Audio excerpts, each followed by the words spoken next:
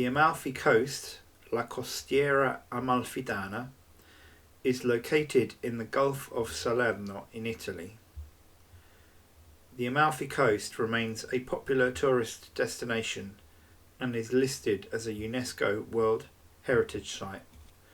The towns on the Amalfi Coast include Positano, Ravello, and Amalfi.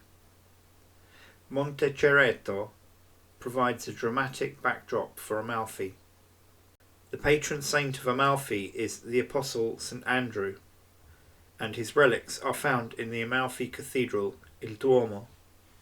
Amalfi was founded as a trading post in 339. During medieval times, Amalfi was famed for its schools of law and mathematics. Flavio Gioia, a maritime pilot from Positano, is reputed to have introduced the mariner's compass to Europe, which became instrumental in the creation of the modern-day compass. Amalfi was a maritime power which traded in grain, salt, slaves, timber, gold and Byzantine silks. Amalfi flourished in the 8th and 9th century due to Mediterranean trade with the East. In 838, the city was captured by Sicard of Benevento. Traitors had led him through the city's defences. In 848, the Amalfi fleet answered the call of Pope Leo IV to fight the Saracens. During this time, Amalfi remained largely independent, except for a brief period under Guaimar IV, Prince of Salerno. Amalfi played its part to free Siconulf and resist Guaimar IV, Prince of Benevento. To learn more about La Bella Italia, consider subscribing. Merchants of Amalfi were already using gold coins to buy land in the 9th century, while other areas were still operating a barter economy.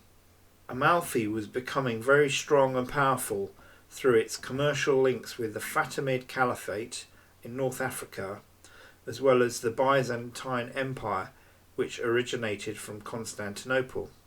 In 903, Amalfi allied with Naples to attack the Arabs along the banks of the Garigliano River, which is north of Naples.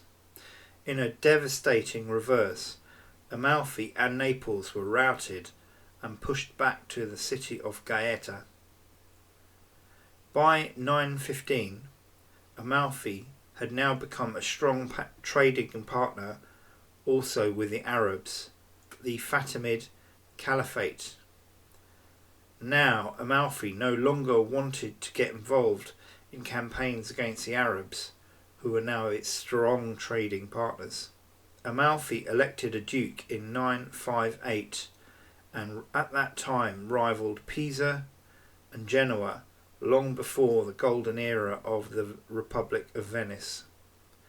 Between 891 and 893, Amalfi turned the tables on Salerno and ruled the Principality of Salerno. Robert Guiscard conquered the city and became Duke of Amalfi in 1073. The Republic of Amalfi was now under Norman control, the Norman control of Apulia. Amalfi frequently hosted the Normans during their campaigns across the south of Italy. The Amalfi uprising of 1096 was eventually put down, as was a later uprising in 1130. The emir cut off Amalfi by land, and George of Antioch blockaded it by sea and set up a watchful base on Capri. In 1131, Amalfi, perhaps unwisely, refused entry to Roger II of Sicily, who had sided with the anti-pope Anacletus. As a consequence, the Holy Roman Empire, Lothair, who was supporting Pope Innocent II against Roger, took Roger prisoner, and Lothair was supported by the ships from the city-state of Pisa. The Pisans, who competed commercially with Amalfi, leapt upon the opportunity to sack the city of Amalfi. Lothair claimed his share of the spoils, the 50-volume Pandects of Justinian. These were writings on Roman law written by and for the Byzantine Emperor Justinian I. In 1135 and 1137, Pisa sacked the city of Amalfi. The glory of Amalfi was now over. Amalfi's fortunes progressively declined as it was surpassed by the other maritime republics of Pisa, Venice and Genoa. In a final devastating blow, an earthquake and tsunami in 1343 seriously damaged the port and the lower town. Amalfi would never truly recover from this damage. The Kingdom of Naples revived the title of Duke of Amalfi, and this passed to the Piccolomini family in 1461. Alfonso I Piccolomini, he came into physical conflict with Carlo Sanframondi, the Count of Celano, and died. It was his wife, Giovanna, who is the title character in the Duchess of Amalfi. Ottavio Piccolomini worked his way up the ranks in the army, and having defeated the French in the 30 Years' War, he was appointed Duke of Amalfi by King Philip IV of Spain in 1639. General Enea Silvio Piccolomini died of the plague in 1689 in a failed campaign to invade the Ottoman territories of Kosovo, Bosnia and Macedonia. Amalfi had always had a long history of providing hospitality to visitors.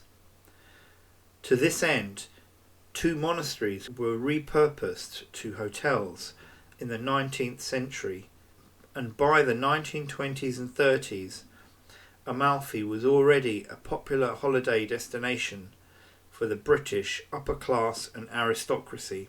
Things to do on the Amalfi Coast: visit St Andrew's Cathedral, Il Duomo. Drive along the Amalfi Coast. It's great in an open-top car, but you can also do this by bus. Visit the towns along the Amalfi Coast. Smell the lemons. The Amalfi Coast is famous for producing lemons and limoncello, a lemon-flavoured liqueur. Note that lemons from this area are a lot bigger than traditional lemons. The Historical Regatta is a rowing competition between the Italian historical maritime republics of Amalfi, Genoa, Pisa and Venice. You can proceed along the Path of the Gods, a coastal walk. You can visit Pompeii and also Vesuvius. There are a number of literary references to the Amalfi Coast. For example, John Webster's Jacobean tragedy, The Duchess of Amalfi. M.C. Escher, the artist, worked along the Amalfi Coast. Spike Milligan wrote a book about his time on the coast.